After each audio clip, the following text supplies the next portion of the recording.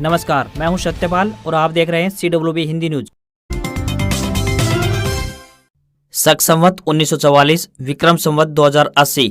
आज चैत्र मास के शुक्ल पक्ष की द्वादशी तिथि और दिन रविवार है। तदनुसार अंग्रेजी तारीख 2 अप्रैल सन 2023। आइए सबसे पहले बढ़ते हैं दिन भर की सुर्खियों की तरफ। हरियाणा में फिर आफत बनकर बरसेंगे बादल, इन जिलों में ओलावृष्टि की संभावना। जानेंगे मौसम का ताजा हाल। किसानों का जोरदार प्रदर्शन, बोले बारिश ओलों से फसलें 100% खराब, सरकार प्रति एकड़ 50,000 रुपये मुआवजा दे। हरियाणा के स्कूलों में 1 अप्रैल से दाखिले हुए शुरू, किताबें भी साथ में दी जाएंगी। नारनौल से सालासर बालाजी के लिए बस शुरू, जयपुर से चंडीगढ़ वाया नारनौल बस का टाइमिंग शेड्यूल भी हुआ जारी। सीएम का 3 दिवसीय भिवानी दौरा आज से, मुख्यमंत्री को जनसंवाद कार्यक्रमों में देने होंगे लोगों के सीधे सवालों के जवाब। CUET UG 2023 एप्लीकेशन फॉर्म में करेक्शन के लिए विंडो ओपन, 21 मई से 13 भाषाओं में होगा एग्जाम।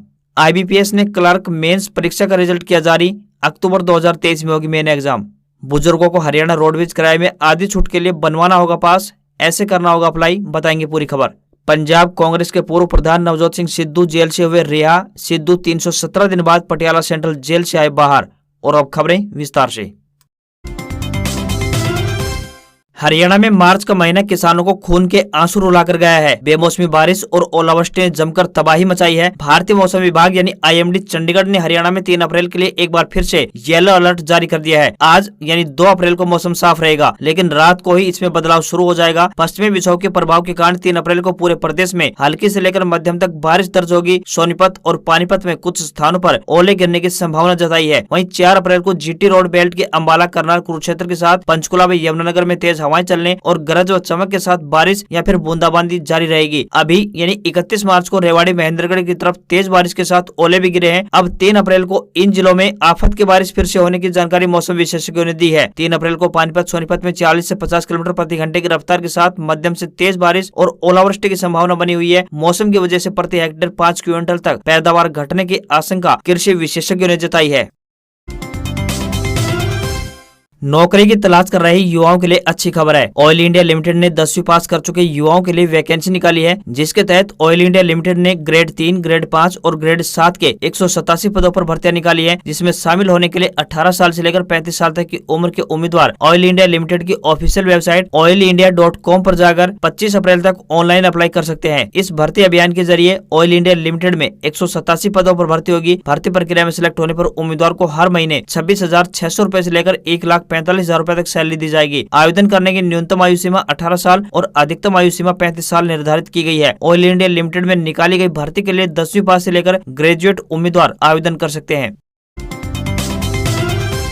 हरियाणा के मुख्यमंत्री मनोहर लाल को अपने 3 दिवसीय जनसंवाद कार्यक्रम के दौरान लोगों के नहरी पानी, पेयजल, शिविर समस्या व विकास कार्यों से संबंधित तीखे सवालों के जवाब देने होंगे। वहीं समाधान भी करना होगा। वहीं अधिकारियों को नागरिकों के सामने बनी समस्याओं को लेकर भी सीएम की फटकार के लिए तैयार रहना होगा। 2 अप्रैल यानी आज सीएम मनोहर लाल खट्टर अपने 3 दिवसीय दौरे पर भिवानी पहुँचने वाले हैं। इस दौरान वे गाँव खरक, कलिंगा, धनाना, तिगडाना, तोसाम, भवानी खेड़ा और भिवानी में नागरिकों से जनसंवाद करेंगे। कार्यक्रम के दौरान संबंधित गाँव व शहरी क्षेत्र के निवासी सीएम के सामने अपने क्षेत्र की समस्या रखेंगे। हरियाणा में नए सत्र यानी 2023-24 के लिए स्कूलों में प्रवेश प्रक्रिया 1 अप्रैल से आगाज हो गया है। साथ ही विभाग के द्वारा किताबें भी दाखिले के साथ ही दी जाएंगी, ताकि स्टूडेंट्स की पढ़ाई बाधित न हो, क्योंकि पाठ्य पुस्तकों के अभाव में विद्यार्थी ठीक से पढ़ नहीं पाते थे। शिक्षा विभाग भी दाखिले पर फोकस कर रहा है, ताकि विद्यार्थियों की संख्या बढ़ाई जा सके। इसके लिए लोगों में जागरूकता कर रहा है। दाखिला प्रक्रिया शुरू होने से विद्यार्थियों में भी उत्सुकता है। अब पास होने वाले विद्यार्थी अगली कक्षा में प्रवेश कर लेंगे। इसके लिए विभागीय निर्देश भी जारी हो चुके हैं। साथ ही कक्षा 9वीं में सामान्य दाखिले की प्रक्रिया 1 अप्रैल से प्रारंभ होकर 30 अप्रैल तक चलेगी। 1 महीने के दौरान विद्यार्थी दाखिला ले पाएंगे। वहीं 11वीं कक्षा में प्रोविजनल दाखिले भी 1 अप्रैल से ही शुरू हो गए हैं।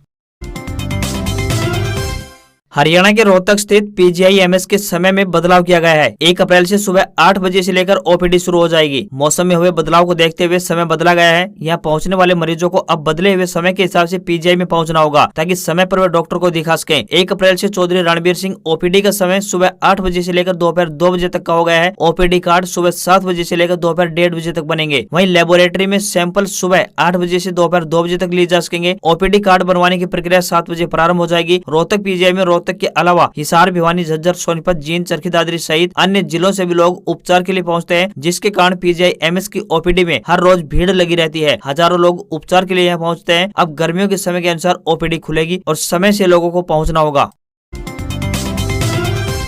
हरियाणा के जिला महेंद्रगढ़ में 2 दिनों तक लगातार हुई बारिश, ओलावृष्टि और तूफान से रबी की फसल को काफी नुकसान पहुंचा है। किसानों ने लघु सचिवालय में प्रदर्शन कर 50,000 रुपए प्रति एकड़ मुआवजा देने की मांग की है। प्रदर्शन के बाद उन्होंने DC कार्यालय में एक ज्ञापन भी सौंपा। किसानों को संबोधित करते हुए वक्ताओं ने कहा कि जिला महेंद्रगढ़ में 100% फसलों को नुकसान पहुंचा है। बेमौसम की बारिश व ओलावृष्टि से फसल पूरी तरह खराब हो गई है। किसानों को उम्मीद थी कि अब फसल पककर तैयार हो चुकी है और जल्द ही साल भर की मेहनत, खाद, बीज व अन्य खर्चों का भी भुगतान कर देंगे, लेकिन किसान के अरमानों पर ओलावृष्टि ने पानी फेर दिया। खेत में सरसों में गेहूं की फसल बिखरी पड़ी है, जिसके कारण किसानों की आंखों में पानी है। ऐसे में सरकार से मांग की जाती है कि किसान व किसानी को बचाने के लिए सरकार तुरंत प्रभाव से खराब हुई फसलों की भरपाई के लिए 50,000 रुपए प्रति एकड़ का मुआवजा किसानों को दें। वक्ताओं ने कहा कि संकट की इस घड़ी में सरकार का यह भी दायित्व बनता है कि ऐसे समय में किसानों की सुध लेकर किसानों को राहत प्रदान करें, साथ ही किसानों के सभी प्रकार के कर्ज भी माफ किए जाएं।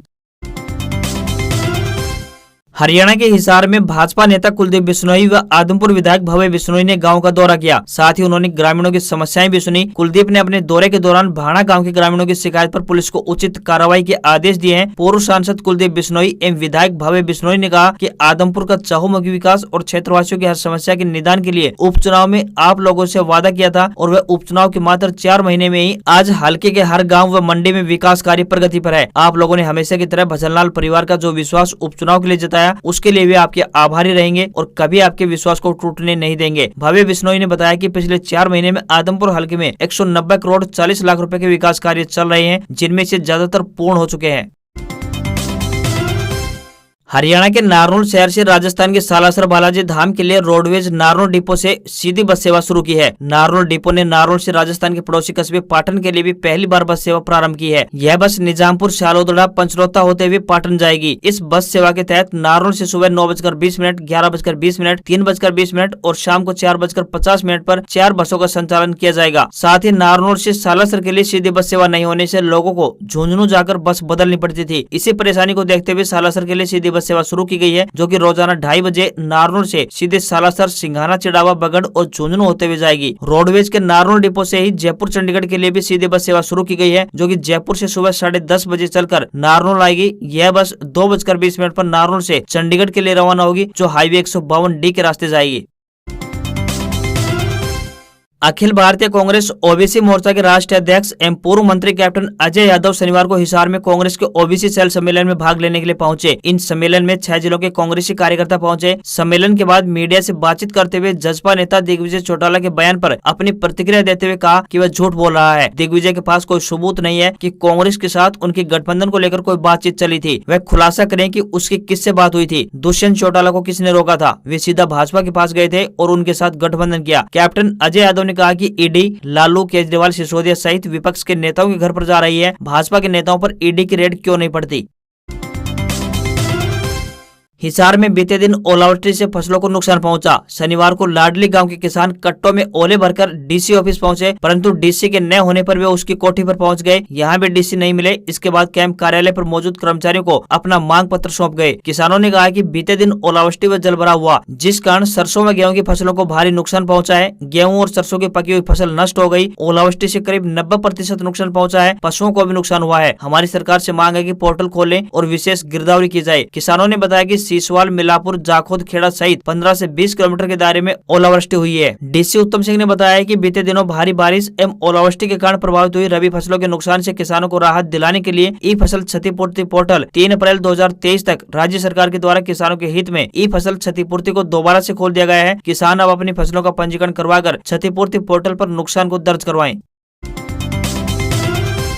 नेशनल टेस्टिंग एजेंसी यानी एनटीए अपने तय कार्यक्रम के अनुसार 21 मई से CUET UG 2023 परीक्षा आयोजित करेगी। रजिस्टर्ड उम्मीदवारों के लिए एप्लीकेशन फॉर्म में करेक्शन विंडो 1 अप्रैल से ऑफिशियल वेबसाइट CUET.samarts.ac.in पर खुली रहेगी। वे उम्मीदवार जिन्होंने अपने फॉर्म जमा कर दिए हैं वे ही एडिटिंग या फिर परिवर्तन कर सकेंगे। नोटिफिकेशन के मुताबिक बदलावों को सही करने और सबमिट करने की आखिरी तारीख 3 अप्रैल रात 11:50 तक रहेगी। CUET UG 2023 परीक्षा 21 मई से आयोजित की जाएगी। परीक्षा सीटी स्लिप स्लिप और एडमिट कार्ड तय समय पर जारी कर दिए जाएंगे। इस वर्ष भी यह एग्जाम 13 भाषाओं अंग्रेजी, हिंदी, असमिया, बंगाली, गुजराती, कन्नड़, मलयालम, मराठी, ओडिया, पंजाबी, तमिल, तेलुगु और उर्दू में कंप्यूटर आधारित मोड में आयोजित की जाएगी। एनटीए जल्द ही तारीखों के साथ सब्जेक्ट वाइज शेड्यूल जारी करेगा। हरियाणा में इस समय बीजेपी जेजेपी गठबंधन की सरकार चल रही है। 2024 में लोकसभा और हरियाणा में विधानसभा चुनाव होने हैं। इन चुनावों के लिए अभी लंबा समय बाकी है, लेकिन अभी से आगामी चुनाव में बीजेपी और जेजेपी गठबंधन पर संशय के बादल मंडरा रहे हैं। इसका कारण लगातार दोनों पार्टियों के नेताओं की बयानबाजी है। हालांकि सीएम मनोहर लाल खट्टर और डिप्टी सीएम दुष्यंत चौटाला लगातार गठबंधन बनाए रखने के हिमायती हैं और उनके बयान भी गठबंधन के पक्ष में ही आ रहे हैं। मगर भाजपा प्रदेश अध्यक्ष ओम प्रकाश धनखड़ और जेजेपी प्रधान महासचिव दिग्विजय चौटाला के बयानों से स्पष्ट है कि आगामी चुनाव में दोनों पार्टियों की राहें अलग अलग होंगी। कुछ दिनों पहले बीजेपी नेता एवं पूर्व केंद्रीय मंत्री चौधरी वीरेंद्र सिंह ने बयान दिया था कि भारतीय जनता पार्टी को हरियाणा में अगला चुनाव अपने बलबूते पर लड़ना चाहिए। उन्होंने कहा कि मुझे नहीं लगता कि पार्टी को किसी के साथ गठबंधन करने की जरूरत है। बीजेपी जेजेपी गठबंधन को लेकर उठाए सवाल यही नहीं रुका जब हरियाणा बीजेपी प्रदेश अध्यक्ष ओम प्रकाश धनखड़ ने इस मुद्दे को और हवा दी। उन्होंने कहा कि दोनों पार्टियां अभी तो अपने अपने हिसाब से लगी हुई है। हम तो ये कहते हैं कि हम हरियाणा की सभी 10 लोकसभा सीट पर जीत का परचम लहराएंगे, जबकि जेजेपी भी यही कह रही है कि दुष्यंत चौटाला के आगे से डिप्टी शब्द हटाना है और उन्हें हरियाणा का मुख्यमंत्री बनाना है। फिलहाल दोनों अपनी तैयारियों में जुटे हुए हैं और जब समय आएगा तब जवाब दिया जाएगा। गठबंधन को लेकर मचे बवाल के बीच जेजेपी प्रधान महासचिव दिग्विजय चौटाला ने बीजेपी के नेताओं को गठबंधन की मर्यादा में रहकर बयानबाजी करने की नसीहत दी। उन्होंने कहा कि चौधरी देवलाल के परिवार से वीरेंद्र सिंह का परिवार राजनीतिक तौर पर बुरी तरह से मात खा चुका है। ऐसे में इस परिवार के सदस्यों के बयान से स्पष्ट होता है कि उनके लिए पार्टी से ऊपर उनका निजी राजनीतिक स्वार्थ है।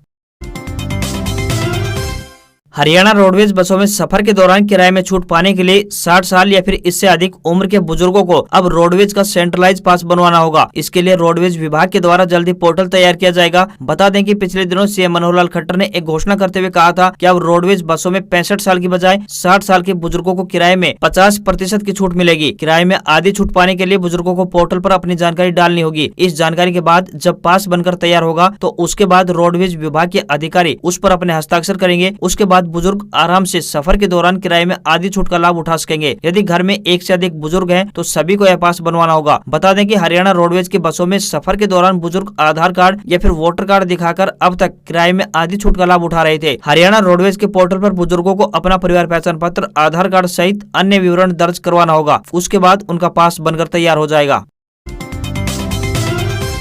उचाना के विकास को लेकर डिप्टी सीएम दुष्यंत चौटाला और पूर्व केंद्रीय मंत्री वीरेंद्र सिंह आमने सामने हो गए हैं। बीते दिनों वीरेंद्र सिंह ने कहा था कि उचाना में अगर 100 काम हुए हैं तो उनमें से 95 उनके द्वारा या फिर बीती सरकार में विधायक रही प्रेमलता के द्वारा करवाए गए हैं। इस पर डिप्टी सीएम दुष्यंत चौटाला ने कहा कि वीरेंद्र सिंह उसके द्वारा करवाए गए 95 कामों की लिस्ट लगाएं तो वो 195 कामों की लिस्ट लगाएंगे। दीपेंद्र हुड्डा द्वारा उचाना से खून का रिश्ता बनाए जाने पर दुष्यंत चौटाला ने कहा कि आज दीपेंद्र हुड्डा को उचाना से खून का रिश्ता याद आ गया। जब प्रदेश में कांग्रेस की सरकार थी उस समय उचाना क्षेत्र की अनदेखी की गई। जेजेपी बीजेपी गठबंधन पर डिप्टी सीएम ने कहा कि कोई किसी तरह का कयास लगाए वो उनकी मर्जी है। उचाना हलके से विधायक होने के नाते वो हलके के लोगों के बीच जाकर अपना दायित्व निभा रहे हैं। आज कुछ के पेट में दर्द काफी हो रहा है। बारिश से खराब हुई फसलों के मुआवजे पर उन्होंने कहा कि सरकार के द्वारा पोर्टल खोला जा रहा है। किसान इस पोर्टल पर अपनी शिकायत दर्ज करवाएं ताकि किसानों को खराब हुई फसल का मुआवजा मिल सके। खराब हुई फसल का किसानों को मुआवजा सरकार के द्वारा दिया जाएगा।